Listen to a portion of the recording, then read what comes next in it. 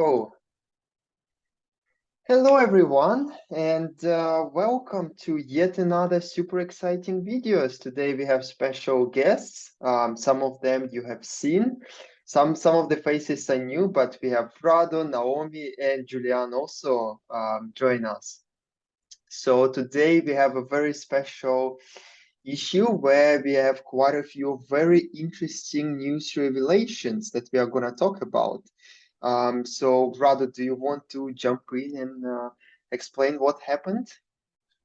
Yeah, so it's been huge. I don't know if we mentioned it in the previous two videos.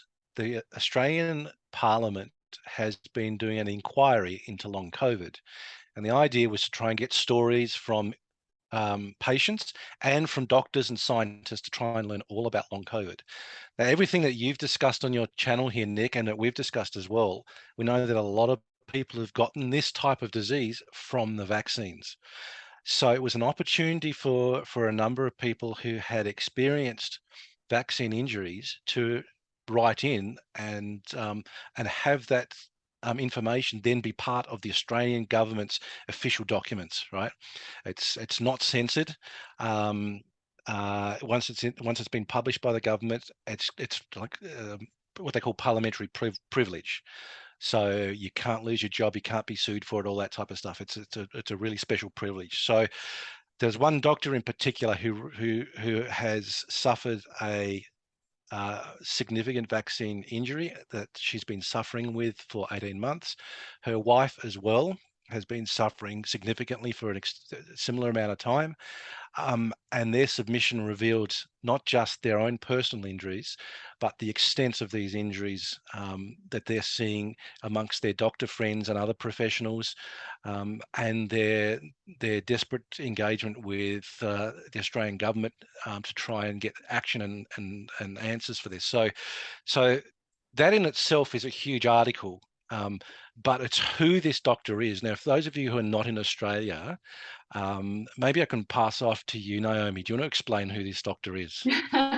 Sure. So this doctor is Dr. Kerryn Phelps. So Kerryn has been around for a very, very long time, very well respected, I guess, media doctor, as well as previous head of the AMA. She's also a politician. So she was a member for Wentworth in Sydney. So incredibly well respected and very pragmatic in the way that she has, I guess, released this information to the public.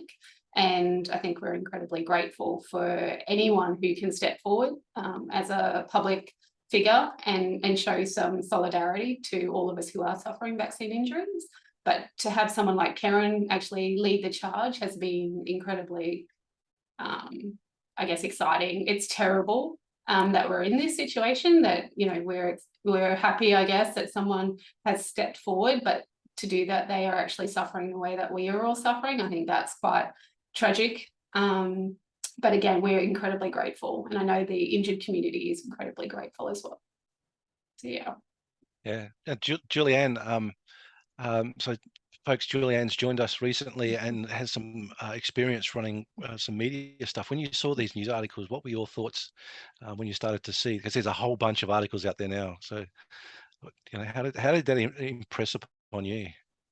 I think the most important thing about media coverage is getting a moderate, respectable viewpoint in the public lexicon about what's happened to people with vaccine injuries.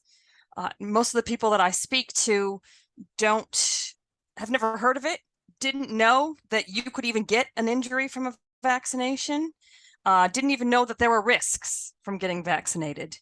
And then, of course, there are other people that I speak to who are quite angry, and that's very kind of polarizing. And it's not necessarily helpful when we're trying to press a cause with the government and to press a cause with our doctors in our own healthcare. And so when the idea of vaccination injury as something that can happen and has happened and can continue to happen becomes a part of the public lexicon, it's easier for doctors to say, oh, hang on, I've heard about that. That's something I know can happen. It's easier for politicians to say the same thing. So I think that's really a key thing that's happened in the last 2 days. Spot on. And even Professor Phelps, yeah, she's doctor and professor. So she even said in one of the articles that and in her submission as well, that this whole suppression of any talk and doctors feeling like they've been gagged almost of discussing this has really made it very, very difficult for patients to get proper treatment and proper care. And so you're exactly right. Yeah. Now, Nick, you have an international perspective. You did a Google search before. What did you find? Well, again, I looked, and that's a huge news. And what's unexpected is that even like we started to get the Norwegian coverage of all of this. So again, some of the Norwegian sources started to cover this issue. And deep down, I give this bet that within the next few days, it's just going to be everywhere. So again, some countries just still have to catch up with Australia. One thing that I'm still like not surprised, I would just say even a bit angry that 2 years, 2 years, and some people are literally surviving day by day to come to this point. And what we have not right now is it's huge. It's huge. It's almost like when I started to read all of these articles. Again, I didn't read every single article. I just went through the results. I had to pinch myself. I just like, what? So we are talking about this now. It's the thing. It's just something that we were fighting for the whole 2 years. It's getting public. It's incredible. Yeah. And it's so good that and it always is, somebody of a sound and respected stature has to say something with gravity, and then people pay attention. And I was thinking this afternoon about that. Then somebody wrote an email to me a couple of days ago and said, look, this is fantastic, but what about the rest of us? And explain that they do not have money to go to private doctors. They've not been able to experiment like many of us have with treatments. And that took me way back to when we first started Coverse. And one of the members said, there is a huge equity issue here. A lot of people who are relying exclusively on public health all around the world. And if they don't get a sympathetic doctor straight away, that's it. They will almost likely never get proper treatment, and nobody's paying attention to them. They've got no recourse. They don't have the financial resources to get a lawyer to help them. Hopefully this will now really open up the discussion so that people who have been disempowered in many other ways, and particularly now with this injury, can hopefully have an easier time getting the care that they need.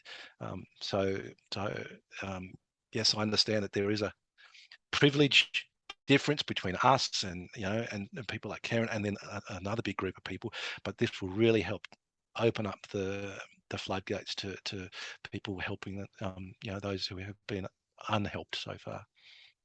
And what do you think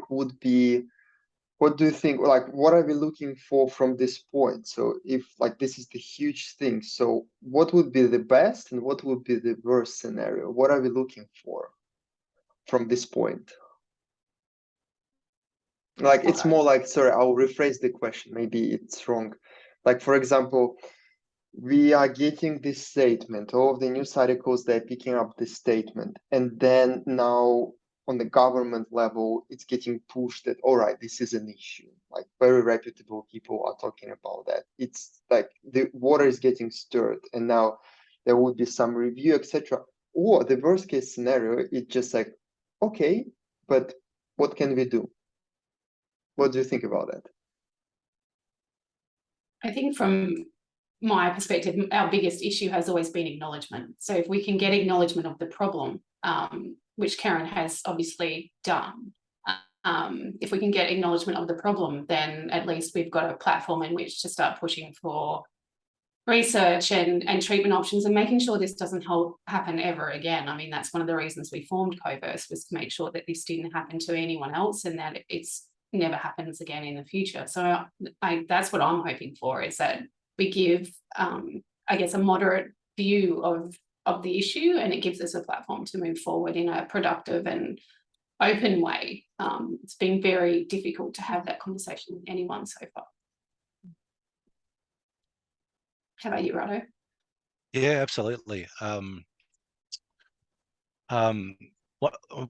There's two things that I was reading over a lot of these long COVID submissions, and a lot of them from individuals who are begging the government for more vaccines, more vaccines, more vaccines. And I understand where they're coming from, and vaccines have been incredibly powerful throughout the last few decades. And the challenge I have at the moment is, number one, we were not told that this could happen to us. And we then reported to the government, and they still haven't told people. So everybody out there who's asking for more vaccines, they don't know the risks because they're not being told the risks. So hopefully this discussion will help open that up, because we want people to have informed consent. I don't think any of us really want to see these vaccines pulled from market just like that, right? No. But people need to know the full risks. So that's the first one. This discussion will help. But the second one is, to date, if you've been vaccine injured, you've got no help, right? And that's been a reality, and that's an informed consent. That people need to know, if they have a reaction, the help is negligible to nothing. And there are a few cases where people have been able to get some help, but it's pretty rare. And so that needs to be part of that same discussion. So hopefully with this opening up, and the greater recognition, and it'll be give people that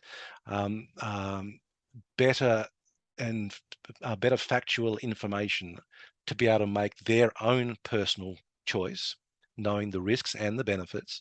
And then that second step, I really hope that it leads to treatment for everybody who gets a vaccine injury. I think those two things for me, probably the big things that I think will happen, and I hope will happen. How about you, Julianne? For me, the worst has already happened. I spent 14 months being gaslit by every medical professional I saw. And so, I mean, aside from the end of democracy, this can't really do anything worse than that. So to me, getting the public's attention is the first step to being able to fight for your own rights with your own medical professionals, the first step to being able to get researchers interested, the first step in being able to get politicians to fund researchers. So to me, it's all good. Super. Well, rather than keeping people from reading the actual articles themselves and Kerryn's submission, how about we wind up here? And what we'll do when we post this video is down below, we'll put a whole bunch of links. We might even put something on our website where we collate all the links so that people can read the articles, and Professor Phelps has also done some radio and TV interviews, so we'll put that in there also, so that people can see what she's got to say, and make their own judgments and comments on all of that. Of course, sounds great. Definitely, let's do it. So yeah, thank you very much for coming on this great new special issue. So yes, if you have any comments, go ahead. Please read all of these articles, because it's a really huge day for all of us, and we hope that it's going to be only a positive outcome from all of this. Thank you, everyone. Yeah, see you. Bye-bye. Bye.